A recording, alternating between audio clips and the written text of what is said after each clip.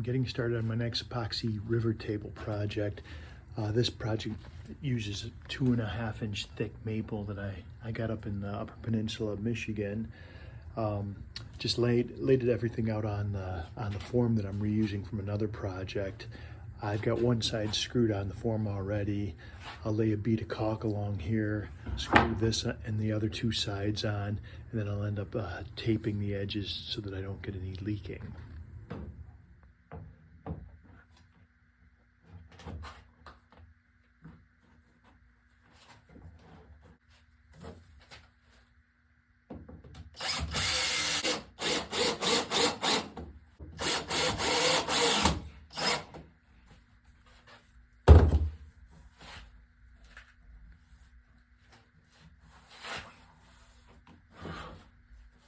All right, now that I've made the form and I've laid my pieces in place, I figure out how much epoxy I need. And the way I do that is I pour sand in.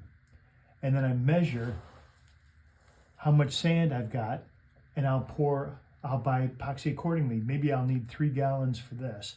I'll buy 15% extra just to make sure I'm covered. All right, now that my form's ready, I'll wipe it down with denatured alcohol. You could use any type of solvent that will not leave a residue. Then I will take a tape, a Tyvek tape, tuck tape, tape all the seams so it doesn't leak. The epoxy is very thin, it'll get through most any cracks, so you don't want that, it's a big mess. Then I will use a form release, spray, or butcher's wax to coat the form so that the table will release from it when I take the sides off.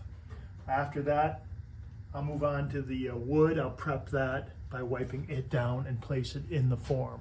All right, I did a little work today and forgot to turn the camera on, I guess. This is a 2-stage pour that I'm doing. So I put the wood in after waxing the forms. I used the butcher's wax. I pre-coated the sides and the bottom with a tabletop epoxy just to reduce air bubbles. I leveled the form, and then I poured 1/2 inch to 3/4 of an inch, about 3/4 of a gallon of brown epoxy. I dyed some clear epoxy with a trans tint dye. And then what I'm doing is giving it about 12 hours to gel up, and tonight I will pour clear over the whole thing and fill the last 2 inches, and then all the top voids, if you can see.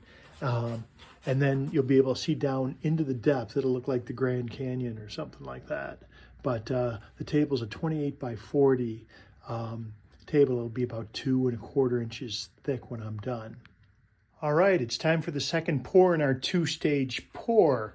I've mixed up 3 gallons of epoxy. This is the epoxy that I'm using. I've had success in the past. It has a long open time, about 12 hours. So I poured yesterday at noon. I'm going to do this pour now. It's noon today. I've mixed in the blue bucket, beat it for 5 minutes, transferred it to the white bucket, beat it for another 5 minutes. Now I'll let it sit for 10 minutes, let the air bubbles come to the surface. Then I'll torch them off.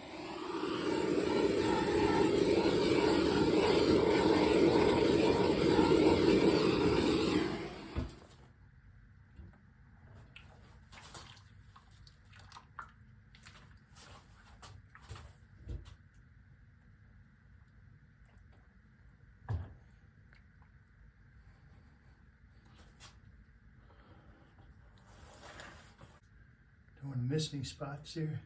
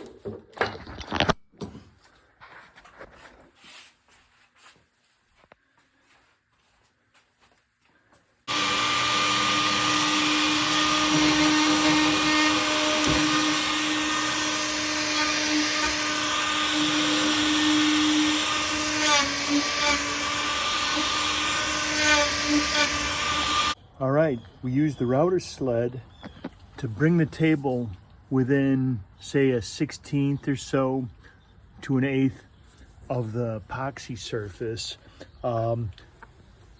Because of this crotch or burl or whatever I've got, I wore out 2 planing bits. I use these cheap ones, about $16 each. But so what I'm off to now is a guy's shop with a drum sander. I'm up at Creative Log and Lumber in Twin Lakes, Wisconsin, doing some drum sanding. I got a 34-inch wide Grizzly.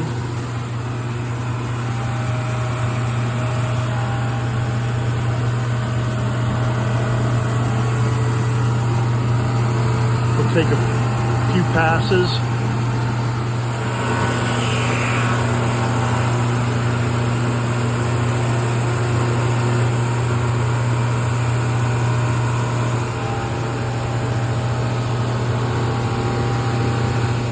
Here we are, we're getting ready to pour the tabletop epoxy. So since we poured the first pour, I've used my router sled to flatten it to get it into rough spec of the final thickness.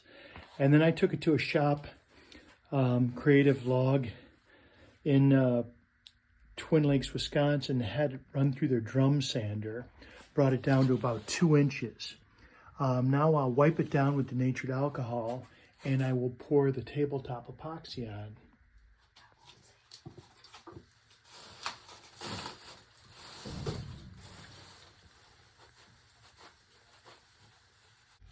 All right, I forgot to mention that I also squared up the table on my table saw, trimming it 4 sides to its final size.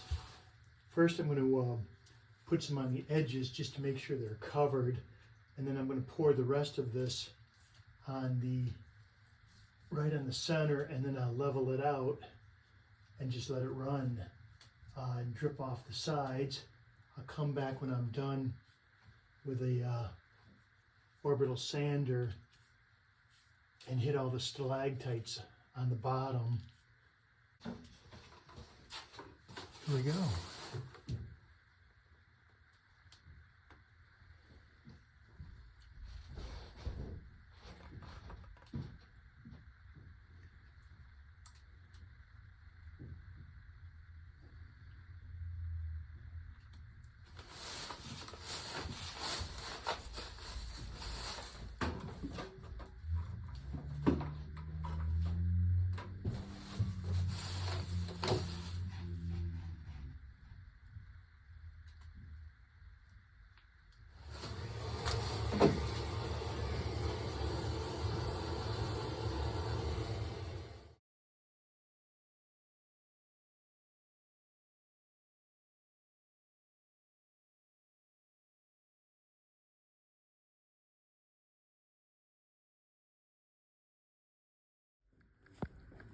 All right, I initially poured this tabletop, had some air bubbling from all these burls, from all the, cavities in the burl.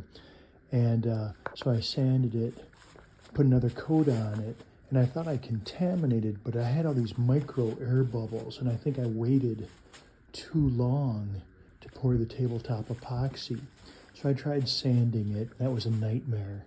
So I took it back to my place with a drum sander, Creative Landscaping in Twin Lakes, Wisconsin, and they sanded it for me, and I just recoated. I primed it first, and this time I just went by the book. I very quickly poured after mixing thoroughly, and now I'm chasing air bubbles, but I think I've got it this time. Well, it's springtime now, and I'm getting back to my table project after letting it sit for a few months. It annoyed me that, the top, the burl just kept leaking air, and my top coat kept bubbling because I wasn't prime coating it well. So watched some guy on the internet, and showed me how to fix it without taking the whole top down. So I'm going to sand it with 320, fill the area that I'm having the trouble spots, and then I'll polish it out with all sorts of grits up to maybe 3,000-4,000. And if that doesn't get me the shine I want, then I'll use some car buffing stuff, some of my Meguiar's fast cut stuff. But that's where I'm at.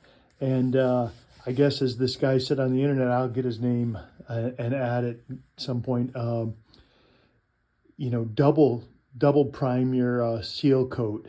You know, burls have lots of hidden air and stuff. And this was, you know, I chased it, then I scorched it with the torch, trying to get, you know, the bubbles were just relentless, kept coming. So here we are, back at it, gonna finish this up. In the meantime, I built a real nice guitar to, you know, to shift my focus away from this thing. But I'll finish it now. Okay, I've been sanding for, you know, less than 2 minutes. And I just wanted to show you, he said, you know, go until all these glossy areas are gone, and you just have the pit left. So that's when you know everything's been flattened out. So that's what I'm going for. But I've only been going about 2 minutes. I'll also let you know, sanding resin's nasty stuff. So I got the thing here, the dust collector. I got my respirator, and I got a one of those mushroom ceiling vents, roof vents in the window that I use to suck all the particles out of the air, and works great. So the my primary reference for how to fix this thing has been from Good View Woodwork. Just shout out to that guy. Very helpful. It looks like I've got three holes to repair here. I'm going to sand this a little more and get that out. And then over here towards the corner, I've got to take this down a little further, but I've got 2 more holes there. So all in all, just 5. And I've hit the whole thing with a 320 to just, it lets me see if I've got any other blemishes and imperfections. And I think everything else looks good. The whole thing is the clarity of this thing, so I got to get back to that. If you can see, that's one of the key points of this pour is the clarity. So it's like looking at the Grand Canyon or something, you know. So I'll sand a little bit more. Then I've got the holes all sanded and prepped. Cleaned them with alcohol. It's a real tiny one there.